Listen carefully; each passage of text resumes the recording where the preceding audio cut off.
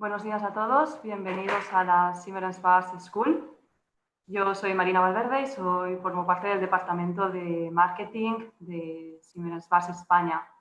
Me hace mucha ilusión inaugurar esta nueva temporada de la Siemens Bas School. Y bueno, durante este año escolar vamos a tener que hablar de muchísimos temas, tenemos muchos temas preparados, pero empezaremos con un asunto que creo que os va a parecer bastante interesante. Vamos a desmentir algunos de los mitos más recurrentes en la industria cosmética y para eso tenemos a mi compañera Carmina. Carmina Alfonso es doctora en química y es nuestra responsable de asistencia técnica en personal care y cleaning. Es doctora por la Universidad Jaume I, con la que también compartimos todo este proyecto de webinars, y tiene experiencia tanto en investigación como en el ámbito industrial de cosmética y de productos de limpieza. Entonces, Carmina, te dejo que empieces tú la presentación y poco a poco iremos debatiendo y hablando sobre todos estos temas que nos has preparado. Perfecto. ¿Me escucháis bien? ¿Me escucháis? ¿Sí? Vale, perfecto. Pues muchas gracias Marina por tu presentación y bueno, a mí lo que me gustaría hablar hoy es un poco pues, de temas que creo que interesan tanto a nivel de industria cosmética, a nivel técnico, como a nivel de consumidor. Entonces, pues os hemos preparado una presentación que será pues una guía en la cual nos basaremos Marina y yo para ir sacando temas que creemos que son interesantes para todos y después pues ya podréis participar en la mesa redonda que moderará Marina haciéndonos todo tipo de preguntas. Vamos a ver, voy a compartiros la presentación. Me decís por favor si se ve bien en la pantalla. Vamos a cambiar la configuración. Sí, de momento tendrás que ponerlo a pantalla completa. Sí. Vale, ahora sí, perfecto. ¿Se ve bien? Sí, ¿no, Marina? Yo lo veo bien, yo lo veo perfecto. Vale, perfecto. Bueno, pues como os hemos comentado, el webinar va sobre desmentir mitos en cosmética, que creemos que es un tema muy atractivo, como os habíamos dicho, tanto a nivel técnico como a nivel de consumidor. Y bueno, comenzaremos con el tema de la cosmética natural versus la sintética. Continuaremos con la cosmética free from o sin parabenos, sin sulfatos, sin siliconas. Iremos tratando varios temas diferentes. Después hablaremos del precio de los cosméticos y de cuál es su influencia en la calidad de estos. Y también hablaremos de la cosmética casera, ¿vale? Así que nada, allá vamos con la cosmética natural. Bueno, esto simplemente son recortes que aparecen cuando buscamos en Google cosmética natural. Son recortes de marcas que fabrican cosmética natural. No son recortes de blogs de cualquier persona, sino de marcas que están vendiendo ese tipo de cosmética. Entonces, vemos que es una tendencia bastante habitual en estos últimos días o en estos últimos años y que también hay una mezcla de conceptos que, por ejemplo, aquí podemos ver arriba pues, para una piel más saludable, asociando natural con healthy, o a la derecha todos nuestros productos son toxic free, o hablando de cosmética natural porque nuestra piel no se puede alimentar con moléculas inertes procedentes de la síntesis química, ¿no? Como mezclando un poco o haciendo analogías entre cosméticos y alimentos. Por tanto, hay una mezcla de conceptos un tanto extraña cuando buscamos en cosmética natural. No sé si habéis hecho alguna búsqueda similar. Por tanto, realmente un cosmético, por ejemplo, ¿se puede asociar a un alimento o se puede comparar con un alimento? Pues no, porque los cosméticos no están hechos para comérnoslos, ¿no? Por ejemplo, cualquier cosa que nos comemos pasa directamente a la sangre y no es el caso de un cosmético, porque ya tenemos la piel barrera.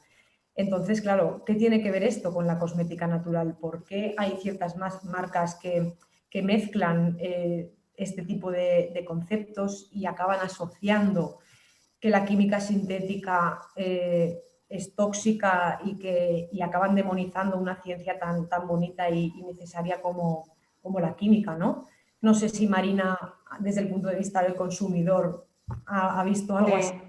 Sí que es verdad que a mí como consumidora siempre se me ha transmitido un poco esa sensación de que la química es algo tóxico, de que cuanto menos nos acerquemos a la química, mejor, que eso es todo algo que debemos evitar.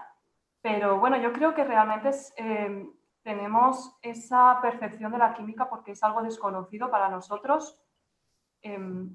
A un consumidor sin conocimientos técnicos o sin conocimientos científicos le puede costar mucho distinguir que toda esa lista larguísima de ingredientes, de nombres extraños que nos puede aparecer en un envase cosmético y no sabe lo que se está poniendo en el cuerpo.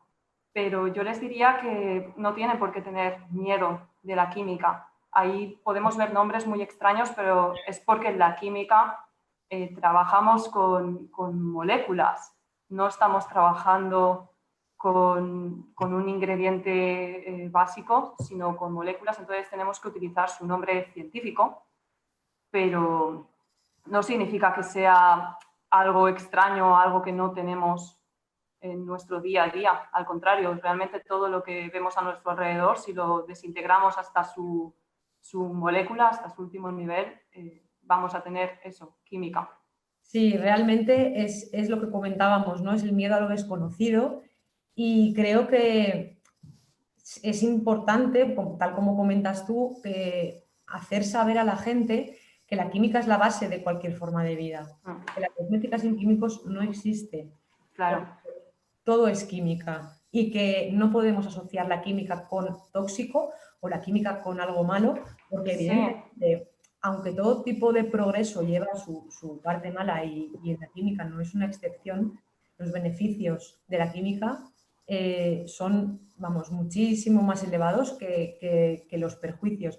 Y además que la base de nuestro cuerpo, de poder estar aquí... De todo, al final de todo. Exacto, no hay nada que no tenga química. Sí, por eso yo creo que se debería un poco coger la otra perspectiva. En lugar de decirme que evite un ingrediente solo por no saber lo que es, haz lo contrario, explícame qué es, haz que yo entienda por qué por qué ese ingrediente forma parte de tu producto, por qué es necesario para tu fórmula y probablemente yo lo entenderé y ya me dirigiré a ese ingrediente con otra perspectiva, no lo voy a ver como algo extraño y peligroso para mí.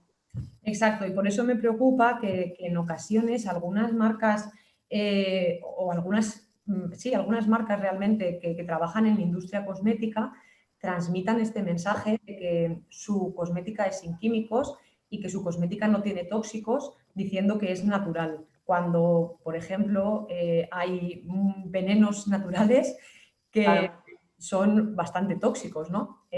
Por tanto, sintético no se puede asociar con tóxico. Y creo que también lo que comentabas tú de que al final el consumidor final no sabe o no le llega la información, me gustaría que hiciéramos todos un poco esta reflexión.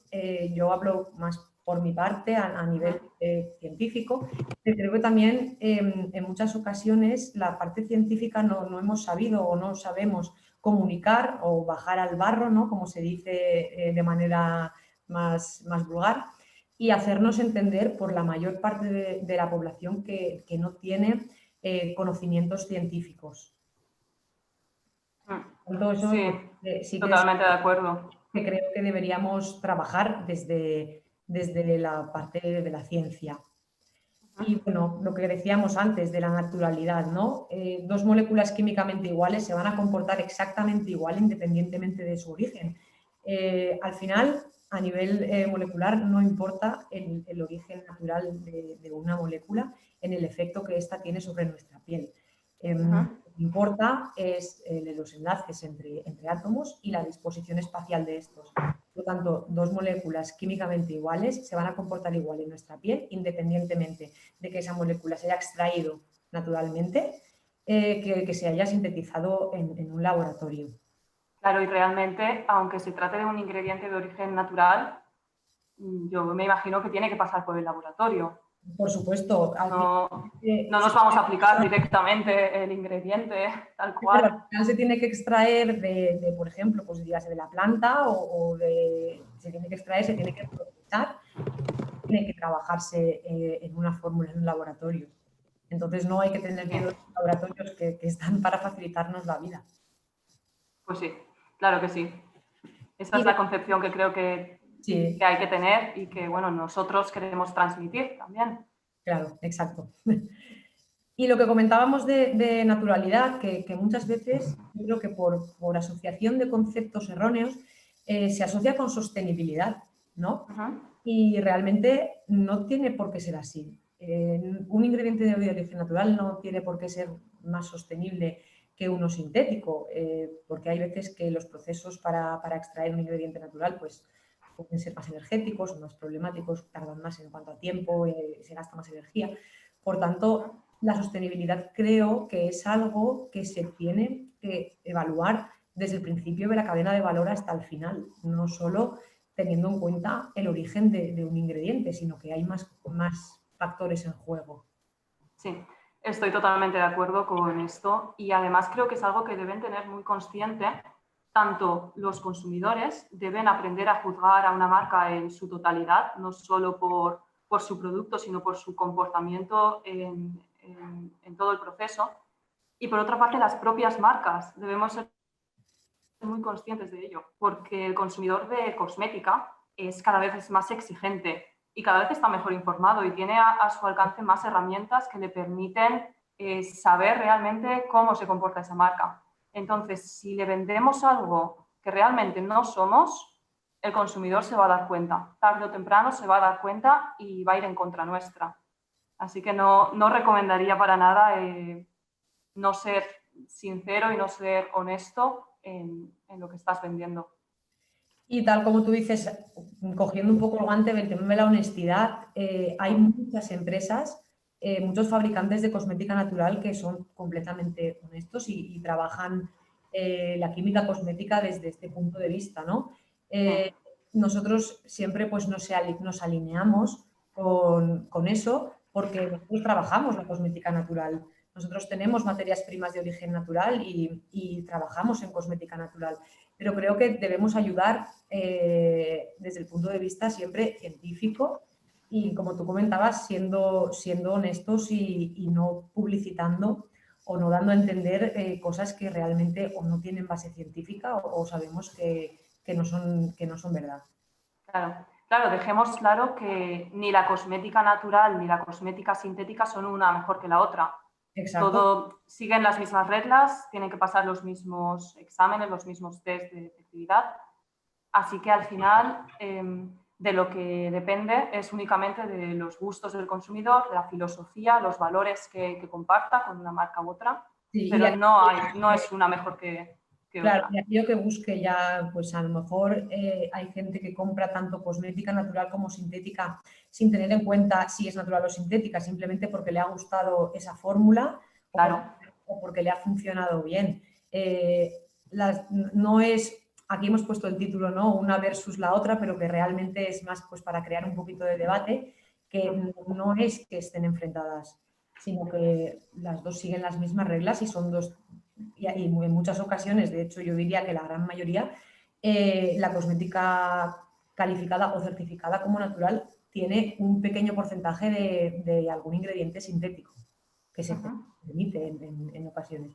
Entonces, estamos hablando de que muchas veces no es algo natural 100%, sino que hay un poco de mezcla, ¿no? Sí. Bueno, esto nos daría para un debate larguísimo. Sí, realmente es que este webinar lo podríamos alargar. Sí, 2 o 3 horas. Sí.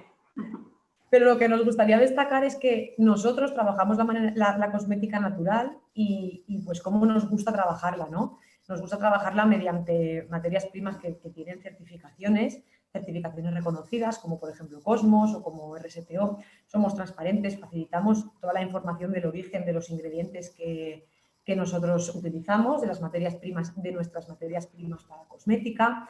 También facilitamos procesos productivos. los certificados de naturalidad de la ISO 16128. Bueno, también desarrollamos formulaciones a medida con alto porcentaje de origen natural, según lo que necesiten los clientes. Pero es que esto es exactamente lo mismo que hacemos con los clientes que no necesitan cosmética natural. Es decir, tenemos el mismo proceso de transparencia, de trazabilidad del origen de los ingredientes, de procesos productivos y además pues ayudamos y asesoramos siempre desde el punto de vista científico.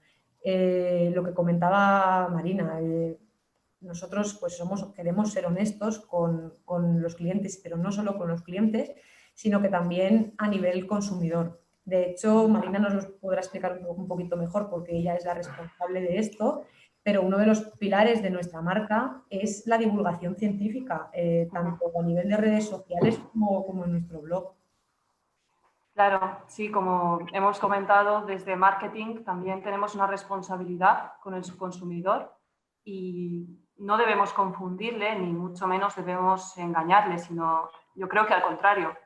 Estamos trabajando en un sector que es muy complicado para el ciudadano común, así que si podemos ayudarle a que tenga unos conocimientos, un poco, una pincelada de conocimientos técnicos y fomentar esa cultura científica, debemos hacerlo. Está en nuestra mano también contribuir a la difusión de la cultura científica y a que todos podamos comprender un poco mejor qué es lo que hay detrás de los envases de productos cosméticos, que muchas veces nos es difícil de comprender.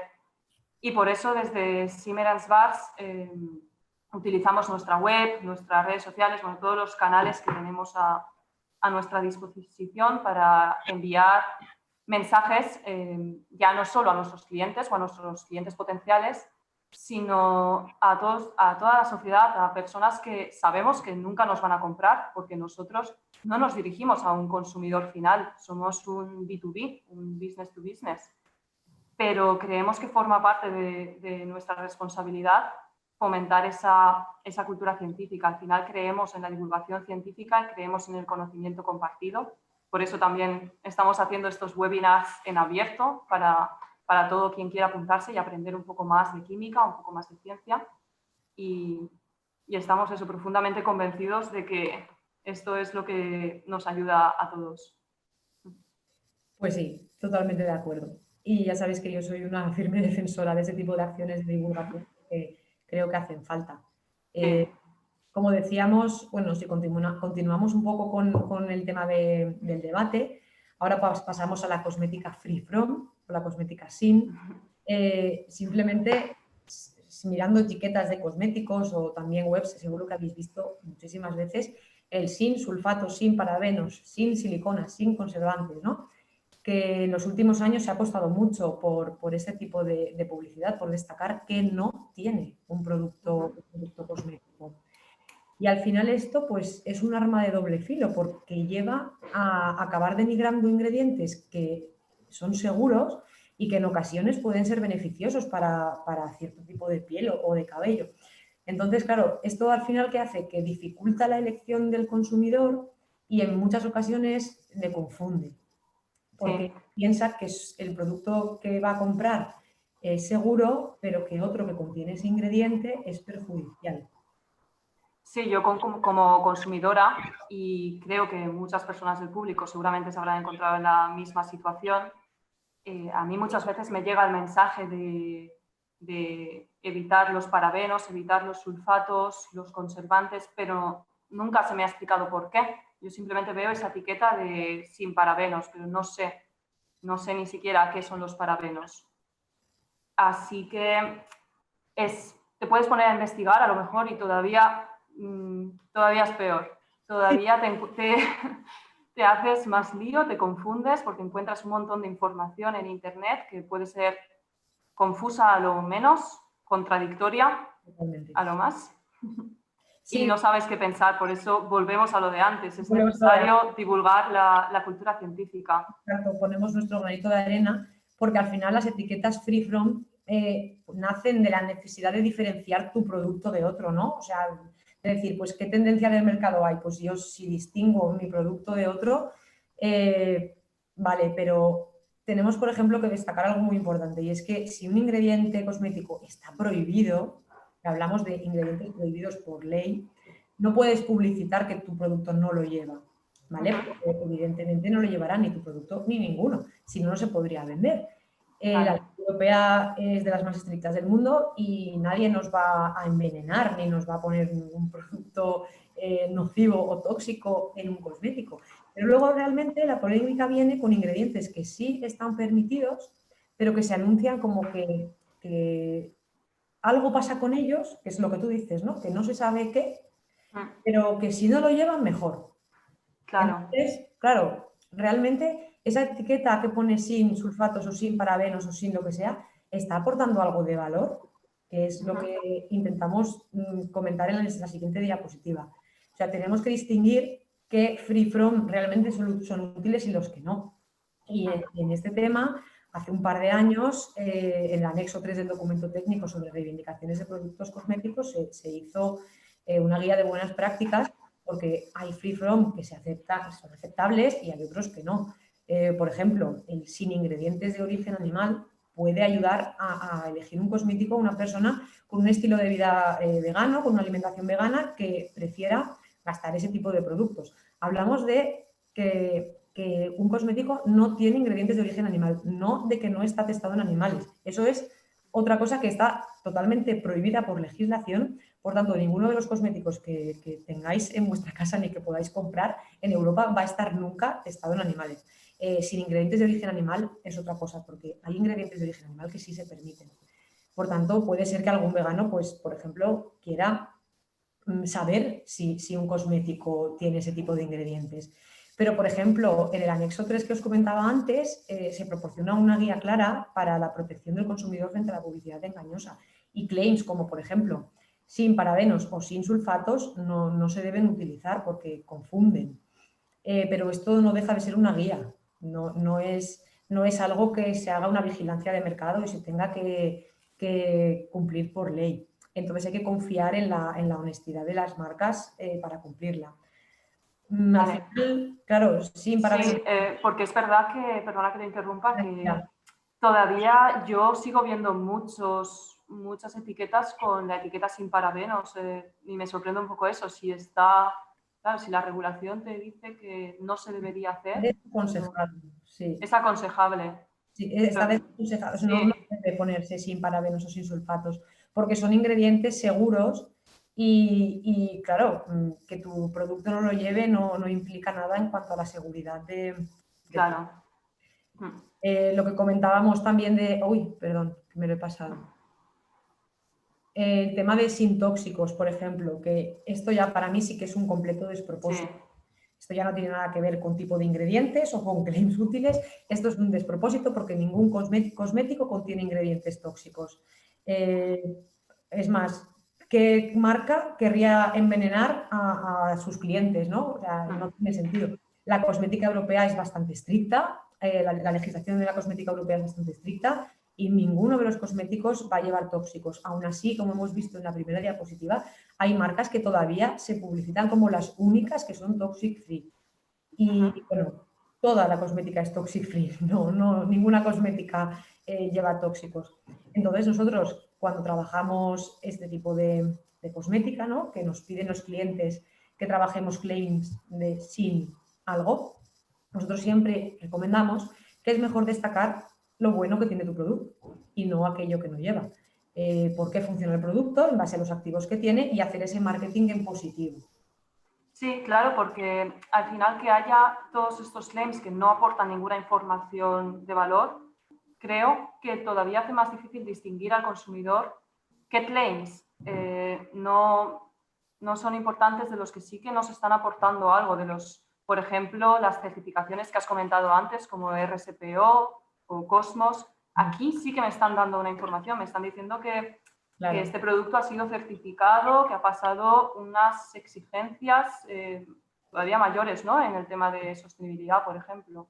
Sí, pero claro, eso el consumidor tiene que saberlo. Claro. Y creo que es nuestro trabajo un poco el comentar, pues tenemos toda esta información y esta etiqueta te da esta información, esta etiqueta te da esta otra, y para que el consumidor sepa, porque si no lo que hacemos es confundir a la gente. Sí, tenemos una tarea pendiente ahí también los profesionales del marketing en aprender a explicar y aprender a transmitir a este consumidor la información de verdadero valor, de una manera que lo entienda y que pueda adquirirla fácilmente. Totalmente. Sí. Y bueno, lo que comentábamos antes, después de todo este tema de free from, nosotros no queremos transmitir que la cosmética, por ejemplo, sin sulfatos, ¿no? Por decir algo que está bastante en tendencia, sea innecesaria, porque no es verdad. Hay un nicho de mercado y hay un tipo de cabello, un tipo de piel que, pues, que le va bien o que le funciona ese tipo de cosmética.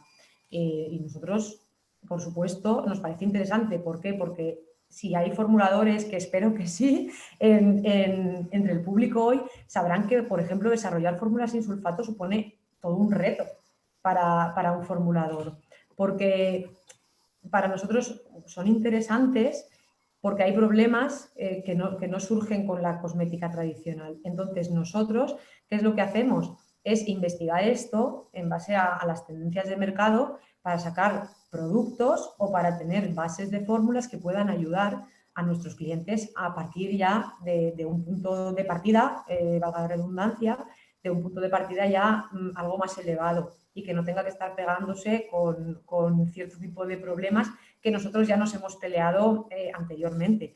Y nosotros también aconsejamos o ayudamos con el tema de los claims, pero siempre siguiendo las buenas prácticas que comentábamos anteriormente. La decisión final, por supuesto, no es nuestra porque nosotros no fabricamos cosmética para el público final, sino que al final somos el pasito de antes. Ayudamos a los fabricantes de cosmética, pero solo recomendamos o asesoramos, ¿no? No, por supuesto, la decisión final no es nuestra, pero siempre contamos la realidad de ese tipo de productos. Por ejemplo, si viene un cliente y necesita, porque su mercado se lo pide, cosmética sin sulfatos, nosotros siempre le diremos que va a tener estos problemas técnicos, por ejemplo, dificultad para viscosizar la fórmula, etcétera, y que las materias primas van a ser más caras, porque las materias primas para cosméticas sin sulfatos pues son más caras que las tradicionales que se pueden considerar commodities, ¿no? Sí, porque, bueno, sobre los sulfatos, que para quien no lo sepa son unos compuestos químicos que simplemente tienen un alto poder limpiador. ¿Hay algún tipo de piel o de cabello al que sí que le puede ir bien una alternativa sin sulfatos? A ver, claro, es que hay que tener en cuenta que cuando hablamos de sulfatos, los sulfatos no son un ente genérico, un cajón desastre donde ahí está todo metido, ¿no? Los Claro. sulfatos pueden ser muy diferentes entre sí en función del catión. Por ejemplo, no es lo mismo un sulfato, bueno, o de la cadena alquílica también, pero que el catión, por ejemplo, no es lo mismo un sulfato de sodio que un sulfato de magnesio o zinc, porque de hecho los sulfatos de magnesio o zinc están recomendados para pieles sensibles o incluso para higiene íntima. Entonces, estamos hablando de productos completamente diferentes.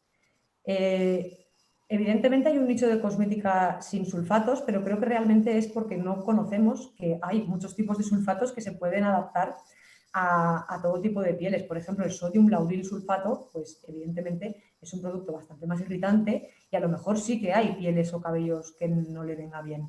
Pero raro sería que, por ejemplo, no le viniera bien el zinc cofet sulfate, que es pues, de lo más suave y que conocemos a nivel de sulfatos.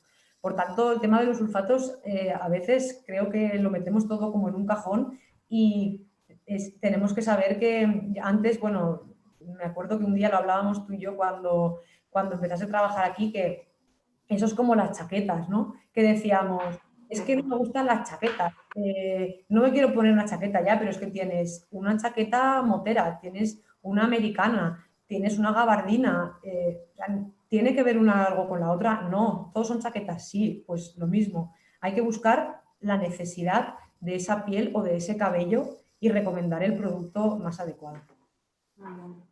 Que me parece lo más interesante de todo esto, que no hay que demonizar un ingrediente solo por su nombre. Pobrecito. Sí, totalmente de acuerdo.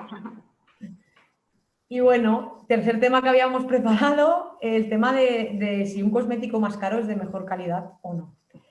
Es la eterna duda, ¿no? Yo creo que en ocasiones nos da la sensación de que yo creo que hay algo de autosugestión, de que un cosmético más caro es más efectivo o funciona mejor.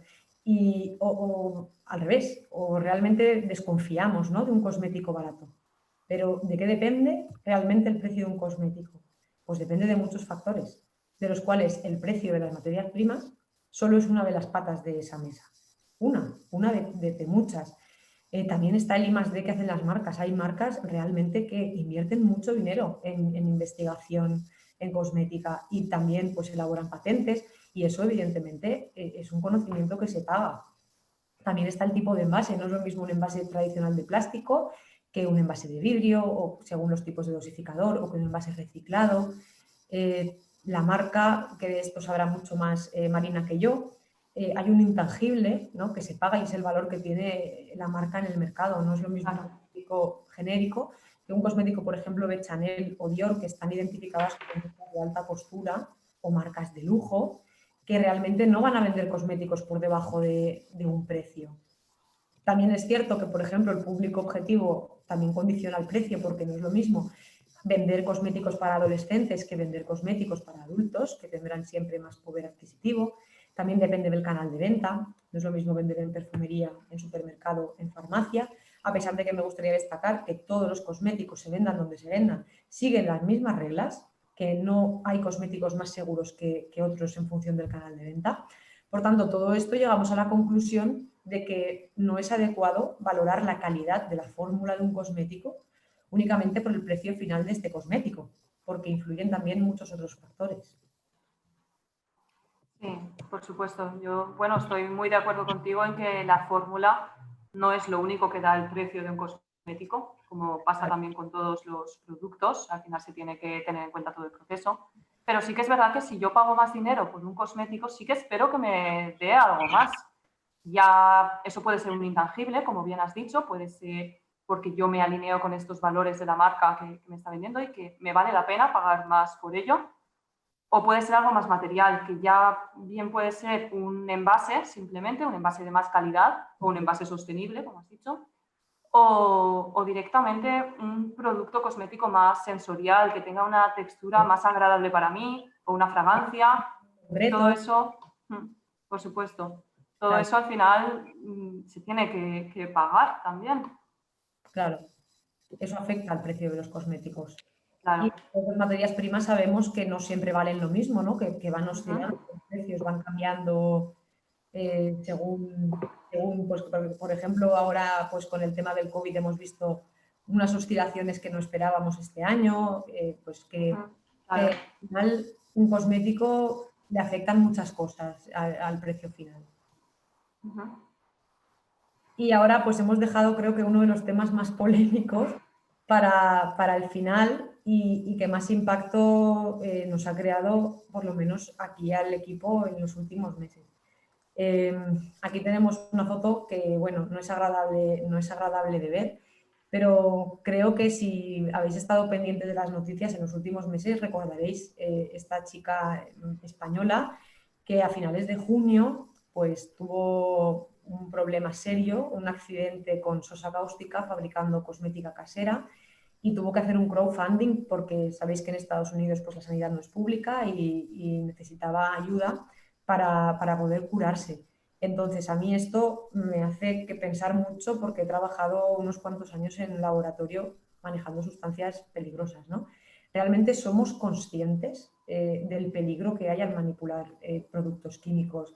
Primero, en condiciones no adecuadas, como es en casa, que evidentemente no es el sitio más adecuado para manipular productos químicos peligrosos, y tal vez en ocasiones, no siempre, pero tal vez sin la formación necesaria, que también puede ocurrir. Por tanto, Sí, es verdad que a mí lo que me parece sorprendente es que no nos dé miedo enfrentarnos a una sustancia química peligrosa como la sosa cáustica sí, sin protección ni nada, pero sí que nos da miedo comprar un champú, por ejemplo, o cualquier producto que lleve parabenos, que sí que es una sustancia que ya ha pasado por las regulaciones de la Unión Europea, que son súper estrictas, y que está todo completamente controlado. Ahí vemos una vez más la falta de, no sé, de comunicación o que no hemos sabido hacerle ver al consumidor lo que es realmente importante, ¿no? Sí. Entonces, es un poco de proceso de reflexión interno para ver cómo hemos estado haciendo las cosas y que realmente las industrias cosméticas como industrias químicas que son, fabrican bajo unas normativas muy estrictas. Fabricar un cosmético en casa no es lo mismo, por supuesto, que fabricarlo en una industria, porque la higiene no es la misma y mucho menos en la cocina, que es en la mayoría de ocasiones donde se prepara, porque puede haber, bueno, es uno de los sitios de la casa donde más contaminación hay, junto con el baño, y que además la seguridad de la industria química no la podemos reproducir en casa. Y estamos más expuestos a la contaminación microbiológica del producto que estamos fabricando y realmente también estamos mucho más expuestos a los accidentes por manipular productos químicos peligrosos sin el conocimiento necesario, sin la protección o los EPIs adecuados y sin los instrumentos que se tienen en un laboratorio, que es lo que le pasó a esta chica. Realmente la cosmética casera, además, tampoco pasa test de efectividad. Por tanto, tienes que confiar en aquello que te dice la persona que lo ha fabricado. Que no decimos que sea mentira, sino que no está demostrado. Y sabemos que en ciencia las cosas funcionan demostrándose. No funcionan por el boca a boca ni por yo confío en esto. No, funcionan por una serie de test de efectividad que se demuestra que han funcionado. Por ejemplo, si un cosmético lleva en su envase que es hidratante, es porque ha pasado un test de efectividad. Si lleva un claim que pone factor de protección solar 50 plus, es porque ha pasado un test de efectividad bastante exhaustivo y en general en laboratorios externos. O sea, estamos hablando de cosas muy serias, como nuestra piel.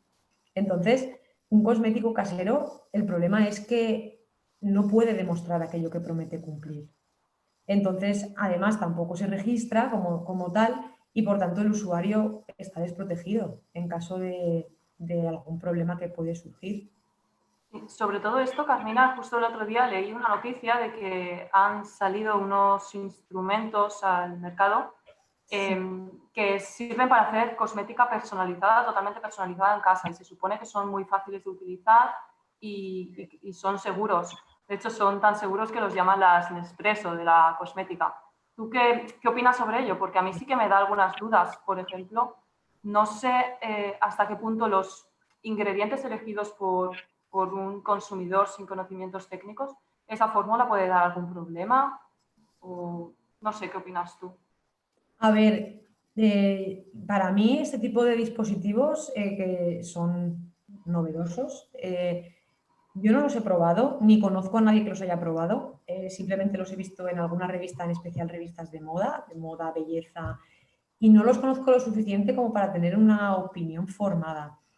Sí que sé, por lo que he leído, que es poco, como digo, que tienen como unas prebases ya formadas y después te dan los diferentes activos cerrados, digamos, de forma inerte y tú los mezclas y se abren dentro de la... Sí, como un Nespresso al final, lo que has dicho. Se abren como dentro del instrumento y se realiza allí la mezcla pues para que sea más seguro y para evitar esa contaminación. Es lo que he leído.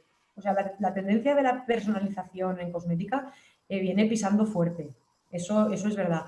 Pero yo tendría que estudiar un poco más sobre este tipo de dispositivos para dar una opinión formada. Realmente no sé si alguien del público conoce este tipo de producto o este tipo de fabricación de cosmética personalizada. Para mí es algo un poco más sofisticado y más seguro que hacer cosmética en una olla, ¿eh? Sí. Pero es una opinión, ya te digo, que me falta mucho por leer y por saber. Y si alguien del público sabe algo, nos encantaría que nos lo contara en la ronda de preguntas Sí. y que nos iluminara también a nosotros, porque sobre todo a mí me surgen un poco de dudas del tema de sostenibilidad. Ya sabemos que los desechos, ¿no?, que se generan, como si son tipo la Nespresso, pues muy, muy sostenible no es. Pero no lo sé, desconozco si funciona igual. En este caso, me gustaría, si alguien lo sabe, que nos lo dijera. Bueno, pues lanzamos esa reflexión al público también, a ver si se animan a comentarnos. En la ronda de preguntas. Sí. Y nada, al final, pues un poco como conclusión, Como podemos ver, pues la cosmética está rodeada de mitos, hemos seleccionado unos pocos y creo que lo que decíamos, que podríamos estar hablando de otros tantos durante días y días, y en ocasiones estos mitos se convierten en verdades absolutas para los usuarios o los consumidores sin serlo. Y es muy importante saber contrastar las noticias y saber buscar en fuentes fiables y sobre todo fuentes científicas.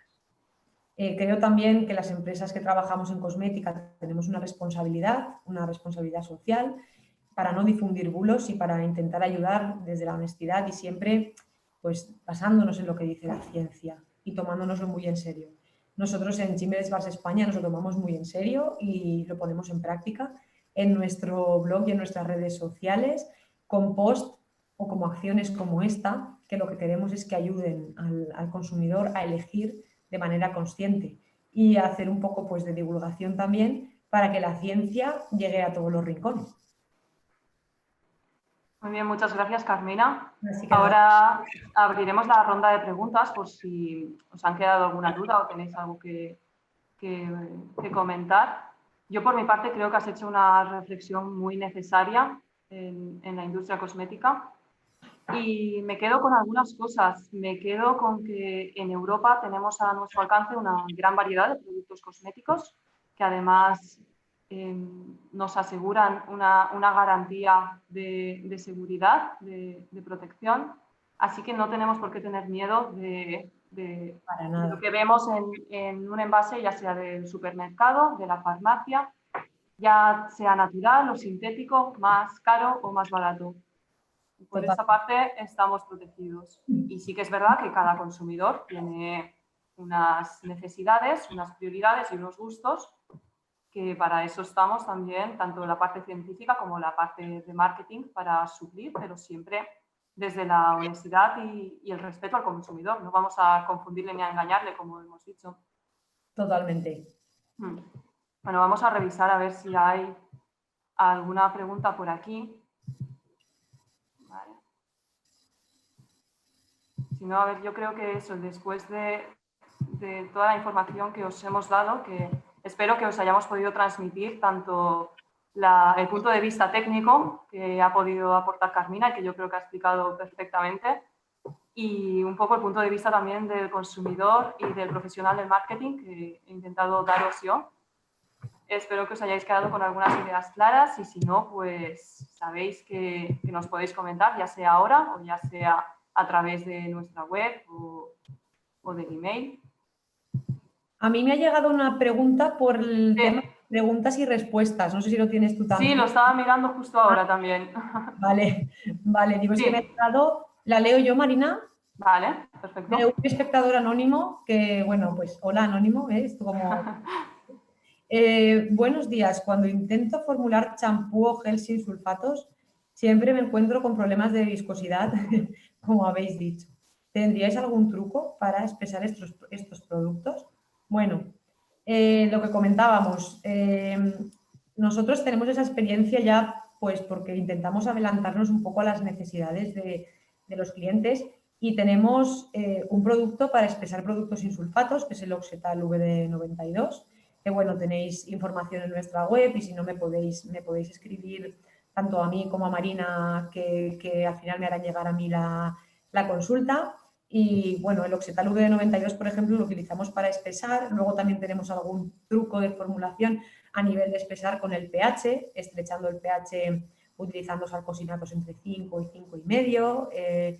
Bueno, hay diferentes maneras de hacerlo, pero la realidad es que pues hay que probarlo muy bien porque todos los que estáis aquí sabéis seguro que lo que se hace en el laboratorio después a veces a gran escala da problemas. Entonces nosotros lo hemos probado tanto a gran escala como en el laboratorio, pero siempre nos gusta que nos den el feedback los clientes. Entonces sí, tenemos productos específicamente para eso y también tenemos algunos truquitos de formulación como os había contado, por ejemplo, con el del pH. Pero vamos, que si queréis saber ya un poquito más en detalle, solo tenéis que escribirme y lo comentamos o por correo o por teléfono. Vale, estoy viendo otra pregunta de Teodora que dice: muchas gracias por la visión y eficacia de la química. ¿Dónde podemos encontrar con más detalle formulaciones y eficacia de los ingredientes? Si se refiere Si se refiere a nuestros ingredientes y eficacia de los ingredientes y formulaciones, nosotros, solo tienes que contactar conmigo. Nosotros te podemos dar todo tipo de formulaciones que tenemos o desarrollar incluso algunas para vosotros y estudios de eficacia de ingredientes. O sea, eso solo tienes que contactar conmigo o por LinkedIn, Carmina Alfonso Padilla, o si no, en la web de chimeresbars.es hay un formulario de contacto donde podéis exponer vuestras necesidades. Vale. Veo otra pregunta que dice, ¿qué opináis de la aplicación Yuka? No sé si tú la conoces, Carmina. Por la cara que has puesto, creo que... Esta pregunta, espectador anónimo también me aparece. No sé si es que Sí, no, a mí también me parece igual, no se habrá puesto un nombre. No sé si es que no veo yo ningún nombre o es que nadie se anima a poner su nombre. ¿Qué opino de la aplicación Yuka? Pues me parece el nivel más alto de desinformación. Perdonad que sea tan dura, pero me parece el nivel más elevado de desinformación que puede haber a nivel cosmético. Para empezar, empieza comparando cosméticos con alimentos, que creo que hemos dicho al principio. Claro, no tiene ningún sentido, ¿no? Eso. Y después es que basa sus explicaciones, no sé en qué, pero en algo que no es la ciencia. Entonces, para mí es el nivel más elevado de desinformación y gracias por lanzar esta pregunta porque me parece súper interesante y creo que uno de los culpables de que muchas veces el consumidor no sepa por dónde tirar es este tipo de aplicaciones. Muy bien. Vale, otra pregunta, creo que se nos están acumulando aquí las preguntas. Tenemos, a ver, otro espectador anónimo que dice, ¿qué inconvenientes pueden tener los parabenos y las siliconas? A ver. Inconvenientes, los parabenos realmente son conservantes, entonces yo no les veo ningún inconveniente. De hecho, yo no me compraría ningún cosmético sin conservantes. Yo los parabenos no les acabo de ver ningún inconveniente. Y las siliconas sí que puede ser, depende del tipo de siliconas, que si, por ejemplo, si las siliconas ya de más alto peso molecular o más pesadas, si a lo mejor tienes un pelo muy fino o muy lacio, con poco volumen, te puedan aportar demasiado peso y quizás no te veas tú el pelo bien porque necesites algo más pues necesites menos peso, pero al final es simplemente una cuestión, lo que decíamos antes, de elección según lo que tú necesites. En ese caso, si tienes el pelo lacio, graso, muy poco volumen, pues a lo mejor necesitas otro tipo de siliconas menos pesadas. Pero ya no es que las siliconas, pues igual que los sulfatos, puedan ser inconvenientes de por sí, sino que hay diferentes tipos de siliconas, igual que diferentes tipos de sulfatos, y hay que estudiar cada caso qué le sienta bien a tu piel o a tu pelo o qué no le sienta bien. Claro, pasa un poco también como con los sulfatos, entonces, que tampoco no podemos generalizar. No se debe generalizar. Muy bien. Aquí no es una pregunta, pero sí que hay una reflexión que dice que hay productos naturales que son tóxicos. Amanita phalloides, por ejemplo, es natural y es tóxico. Totalmente de acuerdo. Pero sí, va totalmente ligado con lo que estabas comentando tú, que al final lo que cuenta es la molécula, los enlaces químicos, los átomos que tenga esa molécula y el origen realmente a tu cuerpo le da igual, no puede distinguir, ¿no? De dónde venga. No puede distinguir y lo que decimos, tenemos una tendencia en los últimos años de asociar todo lo que es natural con beneficioso para la salud. Amanita phalloides es natural y espero que no haya nadie que piense en comerse una Amanita phalloides, ¿no? Así que me parece una reflexión totalmente adecuada. Muchas gracias. Vale, aquí hay otra reflexión, bueno, creo que es un poco una duda. Tenía entendido que el uso de claims tipo sin parabenos estaba prohibido en Europa bajo la nueva regulación, pero que las grandes empresas les renta más pagar la multa impuesta porque aún así los beneficios a la hora de ventas es mayor. A ver, está prohibido, como tú has dicho, es una recomendación. Sí, yo también pensaba inicialmente que estaba prohibido, pero después estuve informándome y estuve leyendo bien y tengo entendido, según lo que he leído, que es una guía de recomendación de buenas prácticas sobre la que no se hace ninguna vigilancia. Es decir, si no se hace vigilancia es que no hay multa. Es lo que tengo entendido. Claro. Que no es algo que se tiene que cumplir. Evidentemente sí que se tiene que cumplir o sí que se debería cumplir, pero que no hay sanción económica por no cumplirlo. Es lo que tengo entendido. Pues sí que es verdad que está un poco difuso, ¿no? El tema, por lo que parece, no Sí. está todavía... Sí, está un poco difuso. Yo al principio también pensaba que era algo 100% de obligado cumplimiento, pero sí que es verdad que después he estado leyendo y no he visto en ningún sitio que haya ninguna multa. Bueno, seguiremos atentos también a ver cómo evoluciona todo esto.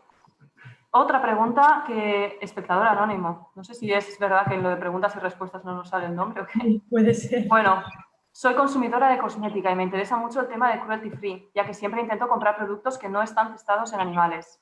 ¿Es esto también un reclamo publicitario o se exigen pruebas de que no se testa en animales? Vale, esto creo que lo hemos comentado un poco de pasada al principio, bueno, en el tema de los free from. A ver, el cruelty free no deja de ser algo totalmente marketingiano o publicitario. Cruelty free no es nada. Quiero decir, las marcas que fabrican en Europa o que fabrican fuera y venden a través de canales de distribución europeos tienen completamente prohibido testar en animales. Y no es de ahora, ya hace, creo, si no me equivoco, 7 años. Quiero decir que cuando alguien publicita como cruelty free, lo que hace es dar a entender que los demás sí que testan en animales. Y esto es deshonesto porque está completamente prohibido testar en animales. Entonces, otra cosa es que, por ejemplo, haya marcas que tienen fábricas en otros países asiáticos y que vendan en otro tipo de países que no pertenecen a la Unión Europea y que tú sepas que esa marca tiene que testar en animales en Asia, por ejemplo, y que por propia convicción prefieras no comprar productos de esa marca, aunque sepas que el producto europeo pues no está testado en animales, no está testado en animales. Entonces, claro, al final dices, vale, eso es una cosa, pero que realmente cualquier tipo de cosmético que te compres en Europa o que se fabrique en Europa está completamente prohibido testar en animales. Cuando veis algo de cruelty free, no es nada. Simplemente es publicidad y para mí un tanto deshonesto. Vaya, pues ya entra también sí, en todo lo que habíamos comentado antes. Eva, de la UGI, de la Universidad Jaume I, nos pregunta, como mujeres usuarias y científicas que somos, ¿en qué debemos fijarnos cuando vamos a comprar un cosmético? ¿Qué debe cumplir o qué le debo exigir a ese cosmético para que lo compre? Eva, que me manda un beso, yo también te mando un beso fuerte a ti, Eva. Eva fue compañera mía en la UGI cuando estuve haciendo la tesis y me enseñó muchas cosas y le estoy agradecida y además que la quiero mucho. Gracias por conectarte y por enviar tu pregunta. Pues, ¿en qué debemos fijarnos cuando vamos a comprar un cosmético? A ver, realmente nosotros siempre decimos que nos fijemos en la lista de ingredientes, pero la lista de ingredientes no todo el mundo tiene por qué saber interpretar una lista de ingredientes. Entonces creo que es importante, que a lo mejor nos da para otro webinar, enseñar al usuario a leer una etiqueta de cosméticos. Entonces, yo como usuaria me fijo en la lista de ingredientes. Hablo de mi caso concreto. Yo tengo el pelo graso, por tanto siempre me gusta que mis champús tengan sulfatos con alta detergencia. Entonces, pues eso es algo que yo busco en mis cosméticos. ¿Qué le debes exigir a un cosmético para que tú lo compres? Claro, eso depende ya de lo que tú quieras. Si tú, por ejemplo, lo que decíamos, tienes un estilo de vida vegano, pues a lo mejor a un cosmético le exiges también que no tenga ingredientes de origen animal. Si tú, por ejemplo, pues tienes el pelo graso, pues le vas a exigir a un cosmético que tenga una elevada detergencia. Dependerá de la lista de ingredientes y de la combinación entre ellos. Y creo que para eso es muy importante que nosotros sepamos interpretar y leer una etiqueta de cosmético. Y creo que eso es una asignatura pendiente que... Gracias por la idea. Mira, Eva, me has dado una idea. Igual en los próximos meses preparamos un webinar sobre cómo leer la etiqueta de un cosmético para elegir en una parte u otra, pero bueno, lo que sí que me gustaría que supierais, para los que no lo sepáis, es que los ingredientes van en orden de concentración. El primero es el que más concentración tiene. Lo digo por si buscáis un activo en concreto, pues para que podáis saber más o menos a qué nivel está, y que a partir del 1% ya se pueden desordenar los ingredientes y ponerlos en el orden que queramos. Entonces, pues si un cosmético te promete un porcentaje de un ingrediente y luego ese ingrediente aparece muy atrás en la lista, pues vamos a ver si puede cumplir lo que promete o no. Sobre todo esto he visto aquí una pregunta que dice, es muy difícil comunicar cuestiones científicas a un consumidor que normalmente no tiene ese tipo de formación. ¿Cómo le transmites lo que hace un producto de una forma rápida, fácil de entender y atractiva? Bueno, esto como va más de comunicación, voy a hacerle un poquito de reflexión, ya que me gusta esta pregunta. Sí que es verdad que es complicado, no nos vamos a engañar, es difícil. Pero yo creo que también tenemos ahora muchas herramientas a nuestro alcance para conseguir transmitir esa información de una manera un poco más fácil, un poco más visual incluso. Nosotros, por ejemplo, utilizamos mucho el formato infografía, donde vamos dosificando la información, lo hacemos mucho más sencillo para que el consumidor lo entienda. Y al final es echarle un poquito también de creatividad y ir mirando y probando a ver qué le puede funcionar mejor a un tipo de consumidor o a otro. Y sobre todo yo creo que es muy importante también escuchar el feedback, la valoración que te hace el usuario para entender realmente qué es lo que necesita y cómo llegar de manera más fácil a él.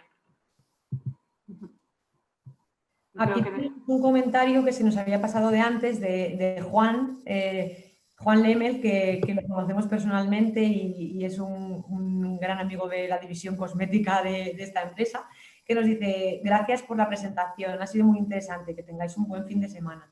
Pues lo porque Juan, pues la verdad que lo apreciamos mucho y nos alegramos de que se haya conectado y de que le haya resultado interesante. Gracias.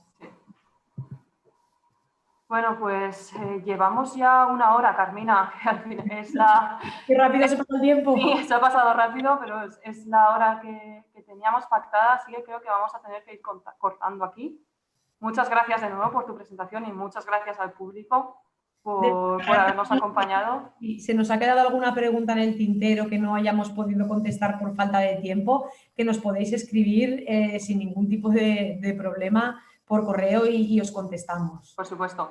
De hecho, os vamos a pasar una encuesta también a todos los participantes para que nos comentéis qué os ha parecido, en qué podemos mejorar y si tenéis cualquier duda que os haya quedado, cualquier comentario que queráis hacer, incluso propuestas de temas que os interesaría conocer y que no hayamos tratado todavía aquí en la Siemens Business School, nos lo decís y lo tendremos todo en cuenta.